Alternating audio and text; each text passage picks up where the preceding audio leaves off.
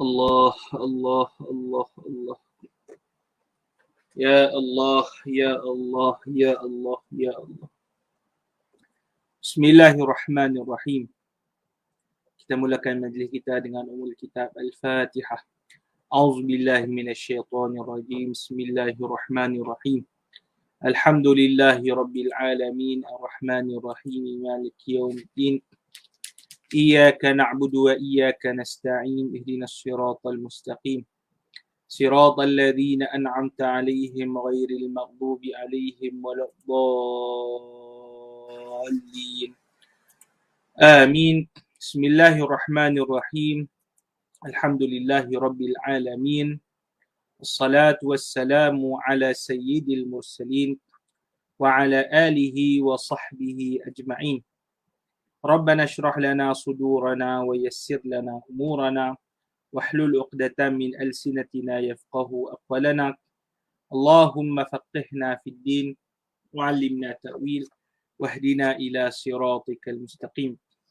اللهم أخرجنا من ظلمات الوهم وأكرمنا بنور الفهم وافتح علينا بمعرفة العلم وحسن أخلاقنا بالحلم وسهل لنا أبواب فضلك وانشر علينا من خزائن رحمتك يا أرحم الراحمين.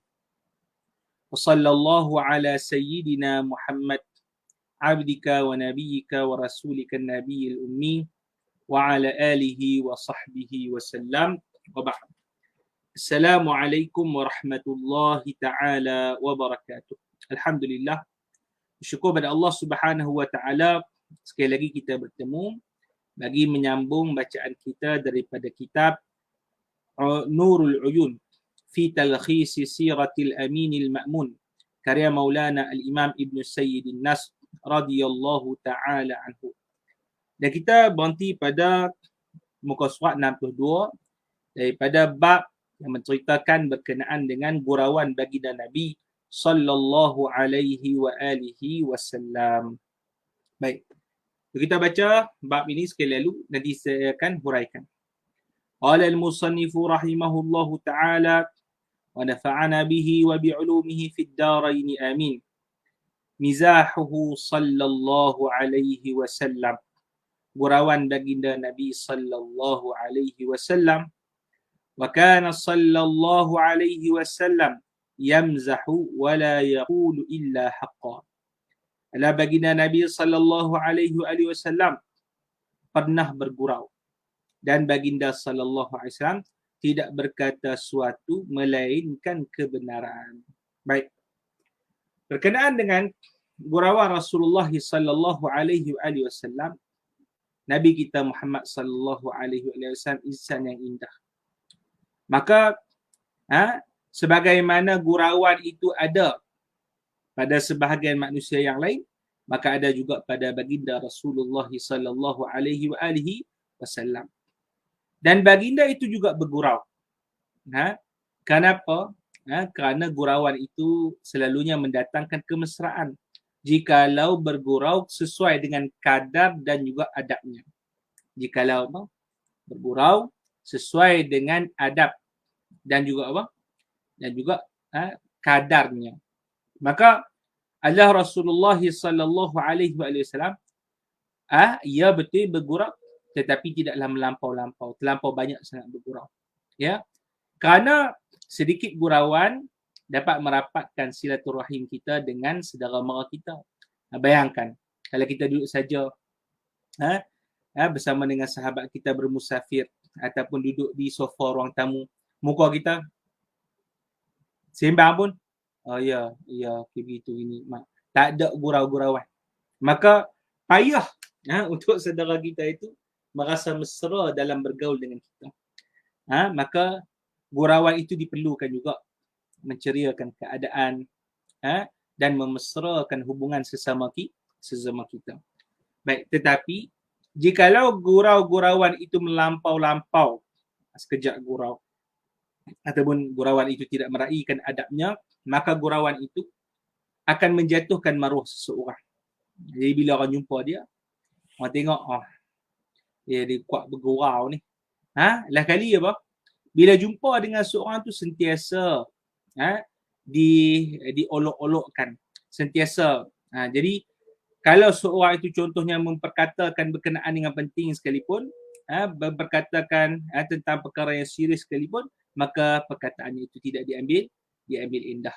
Kerana menganggap bahawa dia itu orang yang banyak bergurau, maka mudah untuk memperolok-olokkan, mempermainkan dia. Maka kurang rasa ketokohan yang ada pada diri seseorang. Maka sepatutnya lah kita ini dalam setiap pekerjaan kita mestilah kita utamakan yang kita sebutkan tadi, keseriusan. Dan kita boleh bergurau cuma dengan kadar yang sesuai. Dan mesti bertepatan dengan adab-adabnya seperti dianjurkan oleh Rasulullah SAW ataupun yang dianjurkan oleh Rasulullah SAW, bahawa sebahagian daripada adab bergurau itu jangan berkata melainkan yang benar sahaja. Jangan berkata bergurau melainkan yang apa? Yang benar sahaja. Maka janganlah menggunakan unsur-unsur tipu dalam gurauan-gurauan dia. Tambahan pula, zaman-zaman sekarang ini masyhur di kalangan para remaja menipu dalam bergurau. Terutamanya dalam apa? Dalam prank. Dalam apa? Prank. Prank kan kita sebut kan. Orang tu prank, rumah dia terbakar, maka dia rasa takut terhadap rumah dia tadi dan sebagainya, bergegas ke tempat tu. Maka tiba-tiba tak ada apa dah. Jadi apa dia? Lah kali dengan gurauan yang melampau itu kita takkan percaya langsung dah kepada sahabat kita tu. Itu pertama. Apa yang dia cakap lepas tu kita tak percaya. Kemudian yang kedua, boleh menyebabkan akan rasa kita ni marah terhadap kawan kita tadi. Maka boleh merosakkan hubungan silaturahim kita dengan kawan kita tadi. Kerana apa? Perbuatan menuduh atau mengatakan rumah terbakar ataupun saja-saja buat-buat pergi bakar rumah dia, maka itu adalah perbuatan apa? Perbuatan yang kita kata saya rasa bukan kadang-kadang mengundang marah, selalu akan mengundang marah di kalangan orang. Maka dengan itu timbul kebencian di antara saudara Muslim, maka boleh memutuskan silaturahim. Boleh. Tambahan pula, kata Rasulullah SAW ataupun disebutkan oleh para ulama, bukanlah sikap seorang Muslim itu dia menakut-nakutkan kaum Muslimnya yang lain. Menakut-nakutkan tu maknanya dia buat benda-benda yang supaya saudara dia tu takutlah, macam prank tadi kan. Maka itu adalah perkara yang tidak sepatutnya dilakukan oleh kita kaum muslimin, dan itu adabnya telah dizahirkan oleh Rasulullah sallallahu alaihi wa alihi wasallam. Maka di sini kata Rasulullah SAW bergurau, ya, tapi kena kadarnya. Dan kemudian baginda Nabi SAW tidak akan berkata melainkan kebenaran sahaja. Baik. Pernah baginda SAW di sini ceritakan beberapa peristiwa baginda SAW bergurau. Pernah baginda SAW didatangi oleh seorang wanita dan dia berkata kepada Nabi SAW, wahai Rasulullah, tunggangkan aku di atas unta. Maka sabda Rasulullah SAW, aku akan tunggangkan engkau ke atas anak unta. Maka wanita tersebut berkata, ia takkan mampu menanggungku.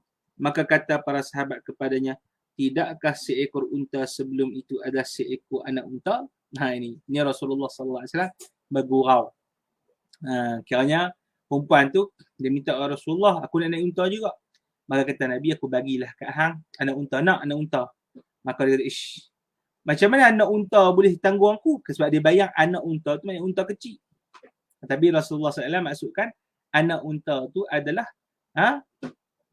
dia ni kira anak unta bagi unta yang lain lah. Tak kira dia itu kecil ke besar. Boleh? Macam contohnya ataupun Tan Sri Muhyiddin, anak Yasin kan, anak Tuan Guru Yasin. Boleh?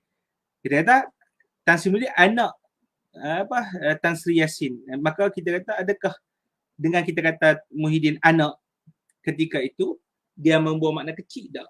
Itu kita panggil makna yang dimaksudkan oleh Rasulullah sallallahu alaihi wasallam. Maka kita kata di sini gurauan cara Rasulullah SAW tu ringan-ringan, tidaklah melampau-lampau sallallahu alaihi wasallam. Baik, kemudian ada seorang wanita juga. Wanita tu wanita tua datang kepada Nabi sallallahu alaihi wasallam, kata dia, wahai Rasulullah, sungguhnya suamiku sedang sakit dan dia memanggilmu. Maka sabda Nabi sallallahu alaihi wasallam, barangkali suamimu itu yang ada putih pada kedua matanya. Maka wanita itu pula terus membuka mata suaminya. Maka berkata suaminya kepadanya, apakah yang kamu lakukan? Jawab si wanita, Rasulullah sallallahu alaihi wasallam telah memberitahu bahawa pada dua matamu ada warna putih. Maka kata si suami, jauh sungguh akalmu. Adakah di sana manusia yang tidak mempunyai putih di kedua matanya? Boleh? Maknanya apa? Nabi, waktu itu perempuan tu, bini dia, lelaki dia sakit. Jumpa Nabi. Harap-harap Nabi datang doa sembuh lah kan. Pada suami tadi. Maka bila dia datang, Rasulullah, suamiku panggil main rumah ni. Maka Nabi SAW, suami hang yang ada putih kat belah mata tu kah? Putih kat dalam mata tu kah? Maka dia pergi sampai kat rumah, dia cek balik, putih dalam mata. Dia pergi tengok, buka mata. Mana tadi Nabi kata ada putih mata? Lah, terus suami dia kata, hang ni pasal apa? Bukankah mata tu ada hitam dan putih? Ni bukan putih. Gitu. Itu yang dizahirkan oleh si suami terhadap terhadap gurau Rasulullah sallallahu alaihi wasallam. Baik. Dan telah berkata seorang wanita yang lain, wahai Rasulullah, doakan kepada Allah semoga dia masukkan aku ke dalam syurga. Ini wanita tua. Dia cakap kepada Nabi. Ya Rasulullah, aku nak masuk syurga, doalah bagi aku masuk syurga Rasulullah. Maka kata baginda sallallahu alaihi wasallam, wahai si fulan, sungguhnya syurga itu tidak akan dimasuki oleh orang tua. Maka dia pun beralih pulang sambil menangis. Maka sabda Nabi sallallahu alaihi wasallam, khabarkan kepadanya bahawa dia tidak akan masuk ke dalamnya dalam keadaan tua, kerana Allah telah berfirman, sungguhnya kami telah menciptakan isteri-isteri mereka dengan ciptaan istimewa. Dan kami jadikan mereka sentiasa dara. Jadikan sentiasa mereka dara. Baik. Soalnya orang perempuan, ahlan. Soalnya orang perempuan tanya kepada Rasulullah sallallahu alaihi wasallam, dia kata, perempuan tua, Rasulullah saya masuk syurga. Kata Nabi, orang tua tak masuk syurga. Terus dia sedih, teriak, aku celaka dah aku ni. Boleh? Maka kata Nabi sallallahu alaihi wasallam, tak, maksud aku dekat syurga nanti hang akan jadi muda. Tak ada orang tua-tua. Allah Subhanahu Wa Taala sebut, nanti dekat syurga ni orang perempuan ni, isteri-isteri kita ni akan jadi apa? Dara balik. Dara dikatakan umur antara 30 tahun. 20 ke 30 tahun. 20-30 tahun. Masih dalam keadaan segak lawa semua. Boleh? Baik. Kita sekarang ni akan sebutkan berkenaan dengan isteri-isteri Nabi SAW bab yang baru, insya-Allah. Kita pun tak lama nak khatam dah kitab ini. Insya-Allah taala dalam lebih kurang 5 pertemuan lagi kita akan khatam kitab ini, insya-Allah taala. Baik. Ataupun mungkin kita kata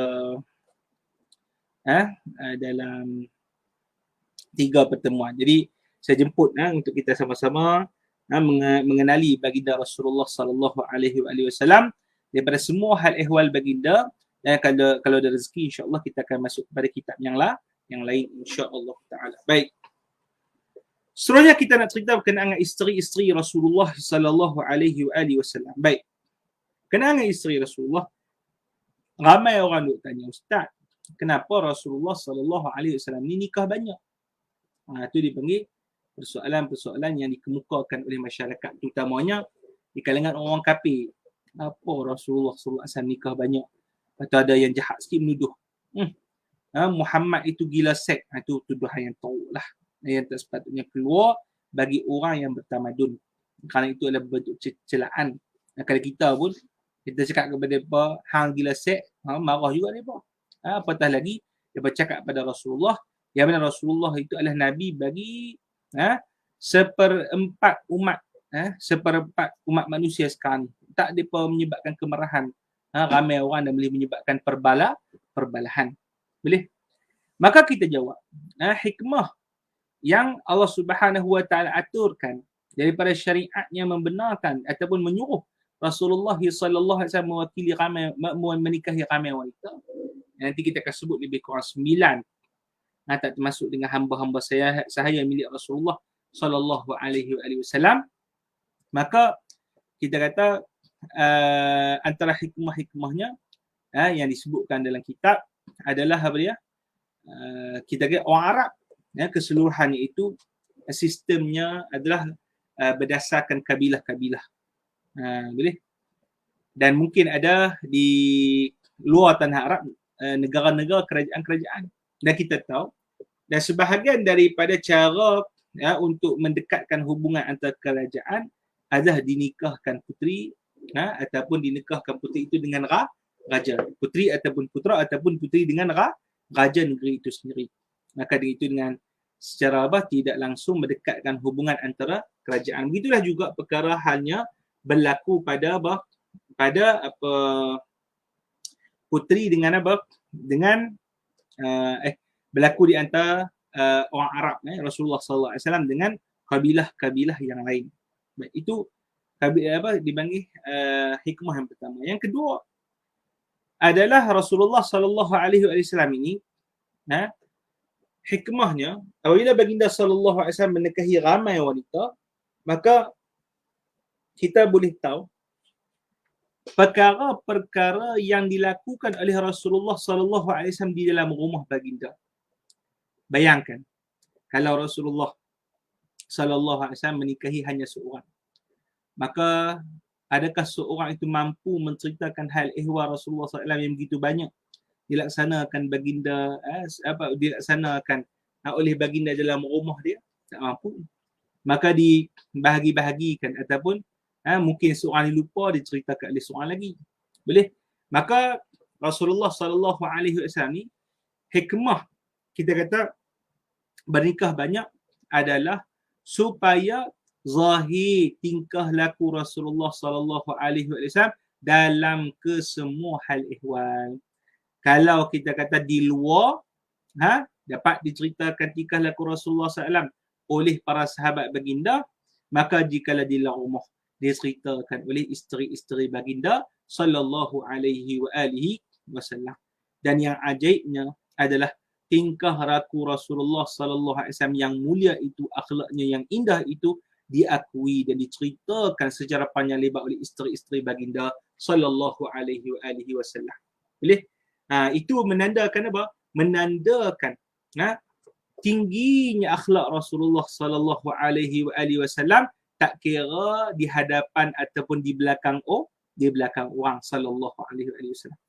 Kalau kita ni mungkin ustaz kan, dekat depan Facebook ni ataupun dekat kalau orang ramai, tak apalah, masya-Allah, makan pun kiranya sikit, lepas tu kira tunduk pandangan, kan kira lah, cakap pun lemah lembut, Allah, pijak semut pun tak mati. Gitu contoh ustaz kita kan, di khalayak ramai, tapi main rumah penabuh bini dia, tapi di rumah tengking anak-anak dia. Boleh? Maka itu hakikatnya adalah kelemahan manusia biasa. Maka kita tengok selalunya ramainya isteri-isteri ni bayar nak dengar suami-suami yang ustaz. Azhadun nas fi al-ulama, orang yang paling zuhud ni, orang yang paling tak mau sekali dengan ulama-ulama ni. Siapa dia? Isteri-isteri mereka. Boleh?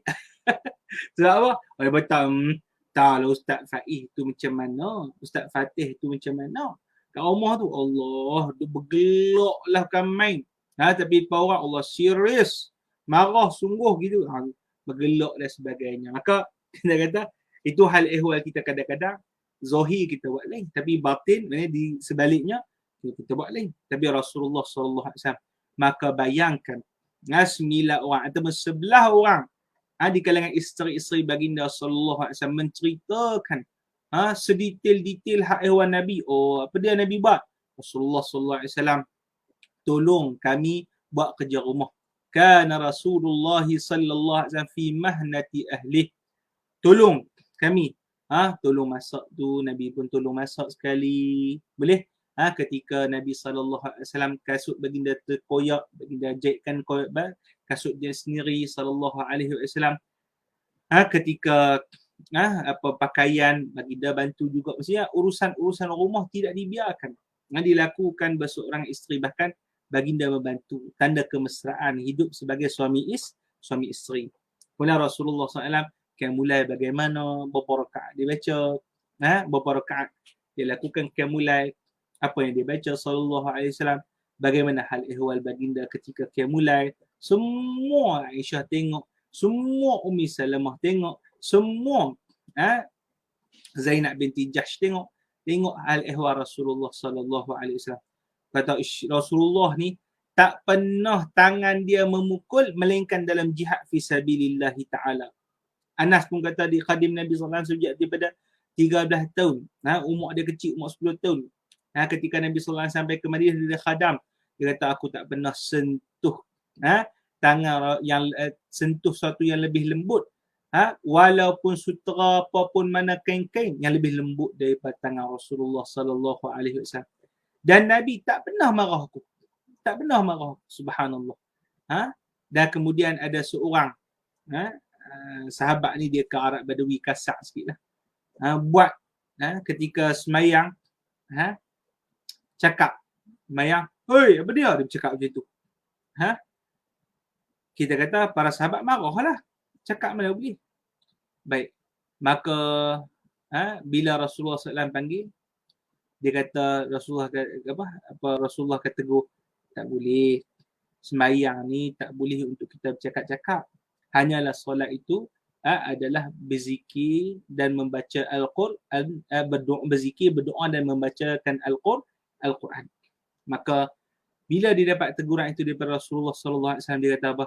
Wallahi, tak ada orang yang lebih baik daripada Rasulullah ataupun lebih baik dalam mengajar daripada Rasulullah sallallahu alaihi wasallam. Fa innahu ma naharani. Sungguhnya Nabi sallallahu alaihi wasallam tak pernah menghedikku, tak pernah melarang aku. Maknanya apa?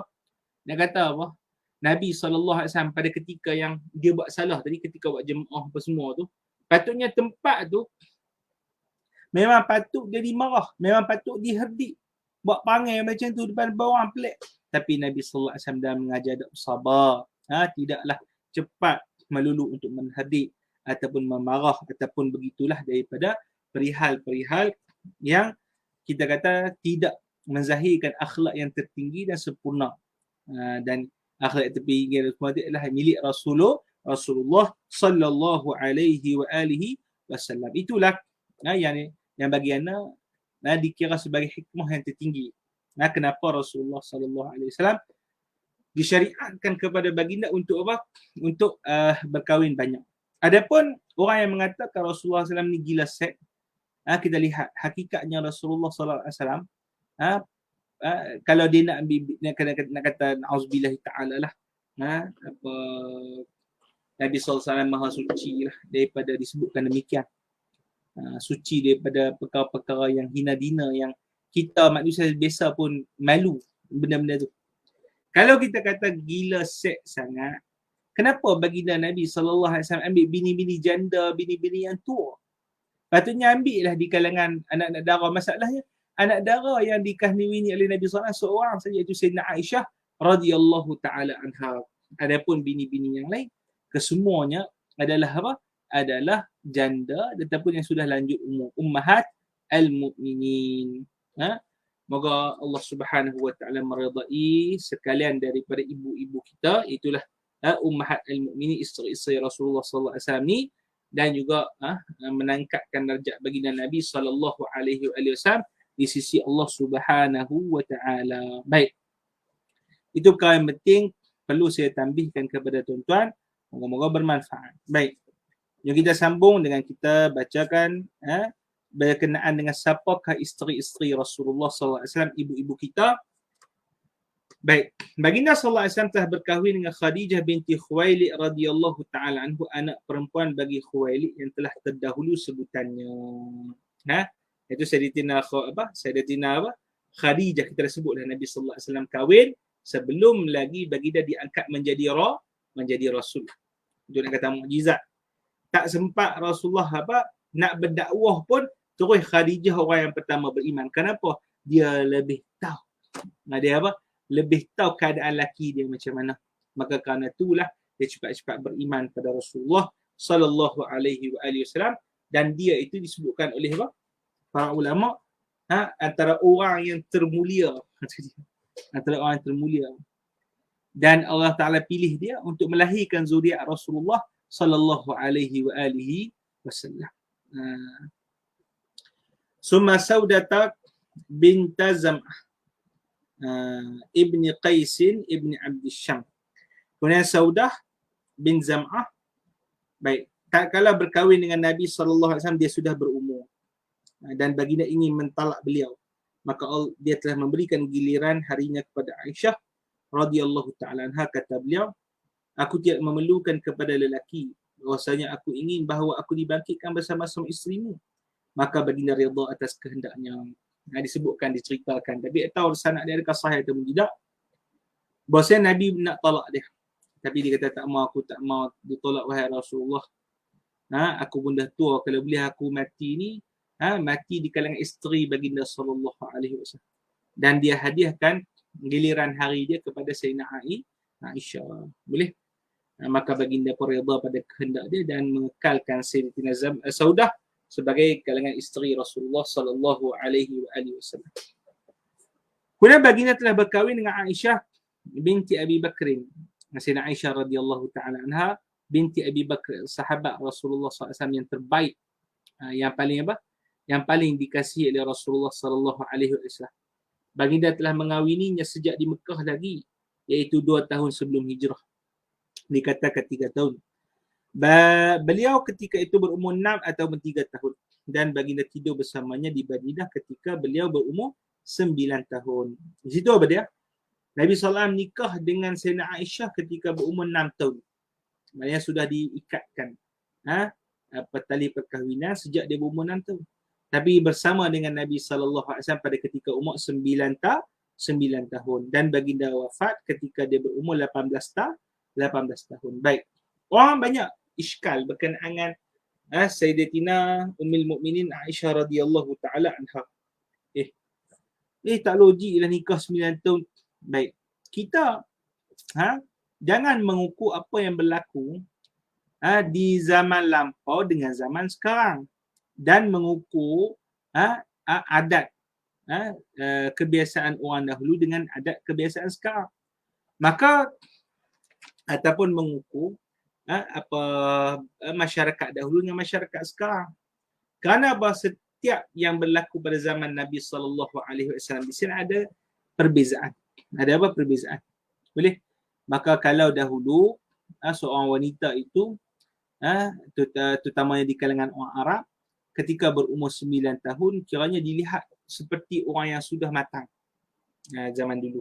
Dia dah badan dia besar, badan dia orang Arab. Kalau antum, saya tak tahulah, saya duduk di Mesir. Kalau antum hadir di sekolah-sekolah Arab, tengok. Dia kiranya orang-orang perempuan yang baru berumur 10 tahun, 9 tahun, tengok macam mak orang dah. Tu orang Arab, orang Melayu kita, alah kita kecil gitu lah. Boleh? Jadi benda tu berbeza berdasarkan bangsa. Boleh? Berbeza berkenaan dengan adat. Kalau orang Melayu kita, mak 9 tahun ni tak ada apa minum susu, tak habis lagi. Tapi kalau Rasulullah sallallahu alaihi wasallam mak 9 tahun ni dah pandai, dah urus rumah, pandai dah apa. Jadi kita kata jangan diingkar pada mereka yang memiliki adat yang berbeza dengan adat kita, dan tak boleh menghukum menggunakan adat kita kepada adat-adat orang lain. Itu yang kita dapat jawab berkenaan dengan pernikahan Nabi sallallahu alaihi wasallam dengan Sayyidina Aisyah. Dan ada juga dinukilkan daripada Maulana Syah Ali dan setengah ulama bila dia membuat perkiraan semula, Sayyidina Aisyah sebenarnya umur 18 tahun. Umur 18 tahun. Dikatakan begitu. Lepas tu macam mana hak yang riwayat-riwayat yang kata 9 tahun? Dia kata Sayyidina Aisyah sebut 9 tahun, nak kata dia itu muda lagi daripada umurnya hari itu. Sebahagian ulama lah kata macam tu, tapi kita stick kepada apa yang rajih dinukilkan oleh para ulama, iaitu Sayyidina Aisyah umur pada 9 tahun ketika menikahi Rasulullah sallallahu alaihi wasallam. Dan Sayyidina Aisyah wafat pada ketika berumur 58 tahun. Dan ilmu Sayyidina Aisyah radhiyallahu taala anha, alhamdulillah, beliau antara orang yang paling banyak menceritakan kepada umat berkenaan dengan hak ihwal Rasulullah SAW di mana? Di rumah. Maka kerana itulah Nabi SAW menggelarkan kepada Sayyidina Aisyah orang yang memiliki separuh ilmu. Apa makna separuh ilmu tu? Maknanya kalau para sahabat memiliki ilmu Nabi sallallahu alaihi wasallam ketika Nabi berada di luar rumah. Tapi ketika berada di dalam rumah, hanya siapa diketahui, siapa itulah itulah isteri-isteri Nabi sallallahu alaihi wasallam, terutamanya Sayyidina Aisyah radhiyallahu taala anha. Maka dia memiliki separuh ilmu agama. Tu tak dimiliki oleh orang lelaki. Maka suka untuk saya tekankan bahawa mesti ada ramai di kalangan ibu-ibu, di kalangan muslimat yang berani terkedepan. Terkedepan di situ maknanya apa? Bahawa yang pertama mesti dia betul-betul ada di kalangan mereka yang mendalami ilmu-ilmu agama dan kemudian terkedepan untuk mengajarkan agama dalam masyarakat. Seperti mana halnya Sayyidina Aisyah radhiyallahu taala anha, bagaimana berusaha mendalami agama daripada Rasulullah sallallahu alaihi wasallam dan mengajarkan pagi dan petang kepada masyarakat. Maka itulah dipanggil idola kita, model kita dalam kehidupan. Waalaikumsalam. Ahlan pada yang hadir. Siapa hadir daripada mana? Cik Ani daripada mana? Ipah daripada mana? Mia daripada mana? Cik Nurizan daripada mana? Kalau ada yang hadir lagi lah pada pengajian kita ni. Saya duduk di kan. Jadi beritahu kat mana lokasi-lokasi kalian dan jangan lupa share, tag kawan-kawan untuk kita promo lagi jawi kita, promo lagi kita punya pengajian Jamiatul Dakwah. Jamiatul Dakwah insya-Allah taala. Baik, itu Sayyidina Aisyah radhiyallahu taala anha. Dan Sayyidina Aisyah diberi gelaran Ummu Abdillah, Ibu Abdillah. Waalaikumsalam, Ibu Salbiah. Baik, diberi gelaran apa? Ummu Abdillah. Baik, Ibu Abdillah. Kenapa diberi gelaran demikian? Sedangkan Sayyidina Aisyah tak ada anak. Jadi jawapan dia, Sayyidina Aisyah radhiyallahu taala anha diberi nama demikian kerana dia yang menjaga anak menakan dia. Anak menakan dia nama apa? Abdullah bin Zubair. Abdullah bin Zubair. Mana Abdullah bin Zubair ni anak bagi Zubair bin Awam yang bernikah dengan adik dia ataupun kakak dia. Kakak dia Asma binti Abi Bakr radhiyallahu taala anha. Boleh? Itu isteri yang ketiga, isteri yang keberapa? 1, 2, 3. Sesi yang 3 daripada Nabi sallallahu alaihi wasallam. Kita tengok isteri yang keempat. Siapa isteri yang keempat? Sayyidatina Hafsah radhiyallahu taala anha. Baginda telah berkahwin dengan Hafsah binti Umar radhiyallahu taala anhuma. Diriwayatkan bahawa baginda Nabi sallallahu alaihi wasallam pernah mentalaknya. Maka turun Jibril alaihissalam, maka dia berkata, sungguhnya Allah telah menyuruhmu untuk merujuk Hafsah, maka sungguhnya dia adalah seorang yang kuat berpuasa dan bangun malam. Dalam riwayat yang lain katanya yakni Jibril kerana mengasihani Umar. Baik. Sayyidah Hafsah radhiyallahu taala anha disebutkan di sini terkenal dengan orang yang dengan orang yang kuat beribadah. Ahlan. Ibu Ipah daripada Labuan, masya-Allah. Masya-Allah. Ibu Nurani pun daripada Labuan juga, masya-Allah. Alhamdulillah ada juga wakil daripada orang Malaysia Timur. Moga Allah Subhanahu Wa Taala sentiasa memakmurkan bumi Malaysia ni. Tak kiralah bumi Malaysia Timur, Sabah, Sarawak dengan Malaysia Barat. Ya. Dan Allah Subhanahu Wa Taala makmurkan dengan ilmu pengetahuan pada setiap daripada juzuk-juzuk negara Malaysia. Alhamdulillah. Jadi moga-moga ada keberkatan. Baik, dengan kita mengetahui berkenaan Rasulullah sallallahu alaihi wasallam. Baik. Sayyidina Hafsah ini kuat bangun malam, kuat berpuasa, pandai masak, itu diceritakan dalam sebahagian kitab-kitab yang lain. Baik. Maka pernah satu hari dikatakan Nabi sallallahu alaihi wasallam talak Sayyidatina Hafsah, dikatakan, tapi sebenarnya yang rajih tak berlaku. Ya. Maka dalam riwayat yang satu lagi dikatakan Nabi sallallahu alaihi wasallam merujuk kembali Hafsah Kenapa? Kerana arahan Jibril kepada baginda Nabi sallallahu alaihi wasallam. Kenapa Sayyidah Hafsah ni kuat berpuasa, kuat ni? Nanti kita akan begitu. Dia katakan kerana apa? Nak meraihkan Sayyidina Umar. Sayyidina Umar ni adalah wali daripada wali Allah Subhanahu wa ta'ala. Maka Allah Subhanahu wa ta'ala kita bagi muka lah kepada Sayyidina Umar radhiyallahu ta'ala anhu. Baik. Isteri yang keempat, isteri yang ke berapa ni? Ketiga, yang kelima. Ahlan, Cik Sani Badrul daripada Bukit Mertajam, Penang. Kita orang Perlis. Tahu.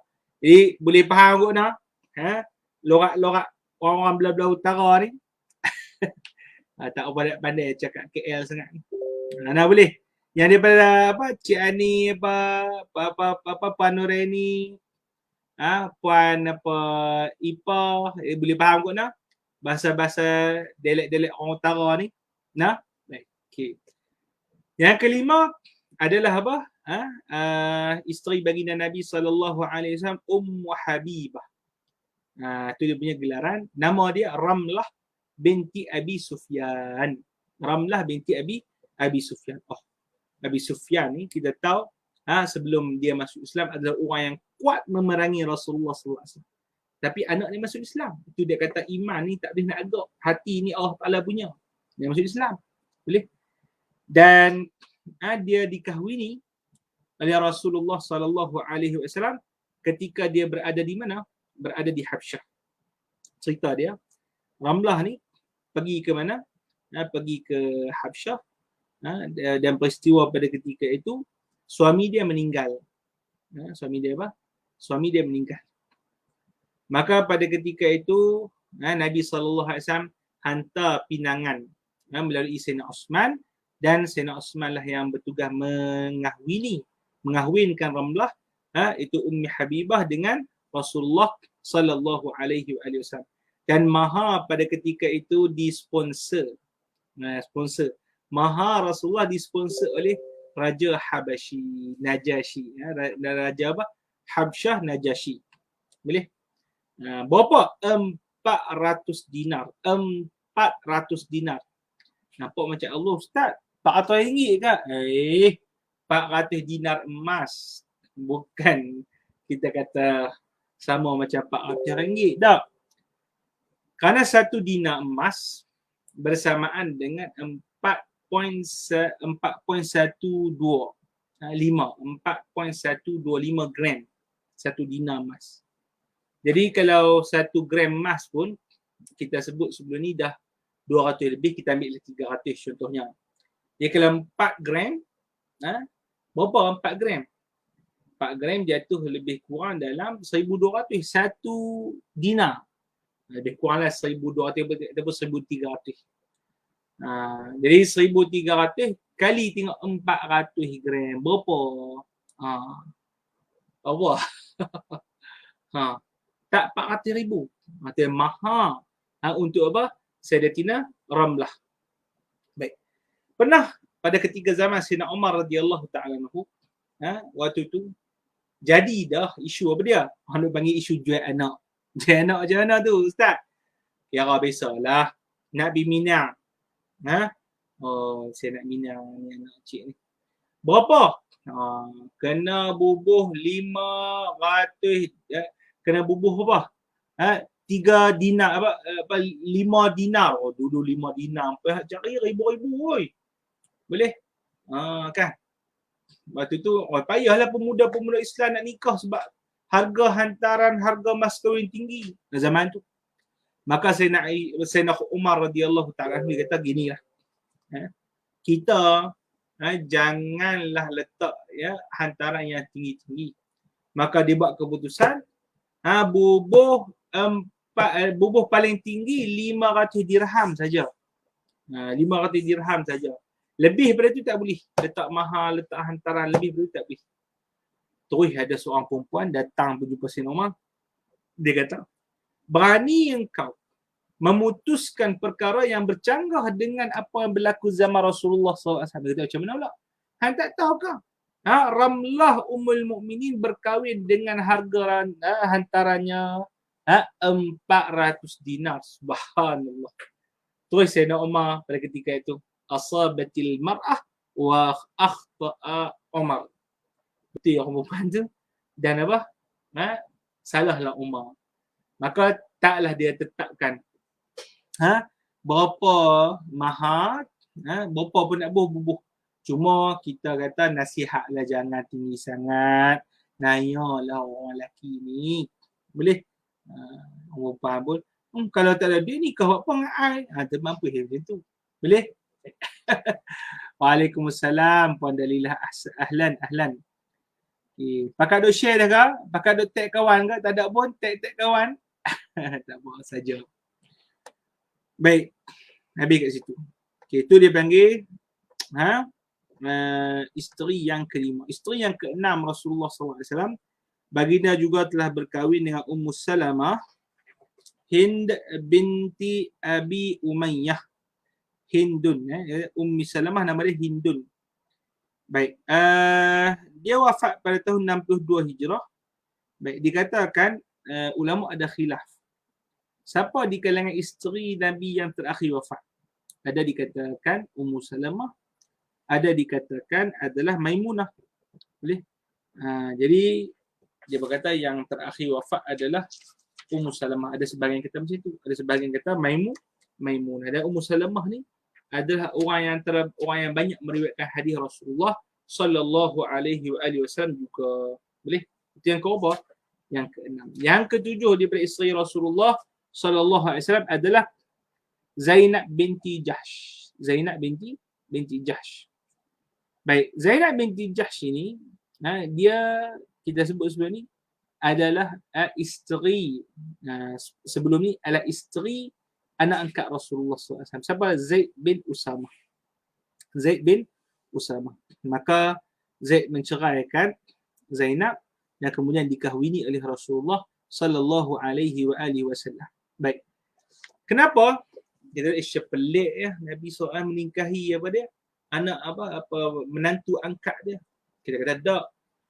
Kesemua yang Allah Ta'ala takdirkan pada Rasulullah ada apa? Hikmahnya. Bukan Rasulullah teringin sangat pun tak. Tapi Allah Ta'ala nak apa? Batalkan satu adat yang tidak elok berlaku dalam masyarakat Arab pada ketika tu. Dulu, kalau orang Arab tu dia mengambil anak angkat, maka depa anak angkat tu dibinkan terus kepada apa? Kepada bapa angkat. Contohnya, saya ambil anak angkat nama Daniel. Contoh. Maka Daniel dibinkan kepada saya. Daniel bin Faiz. Padahal dia saya Daniel bin Ali. Bisa binkan Faiz. Dulu orang Arab jahiliah macam tu biasa. Boleh? Maka benda-benda yang macam ni disebabkan Islam itu sangat menjaga nasab keturunan, menjaga maruah, menjaga harta dan sebagainya, maka tak dibenarkan perkara demikian. Sebab apa? Dia akan buat keliru habis. Nanti kita akan ada masalah berkaitan dengan isu mahram, perkahwinan. Jadi kalau bin ikut dan, habislah. Sistem tu rosak. Yang kedua adalah berkaitan dengan pusaka.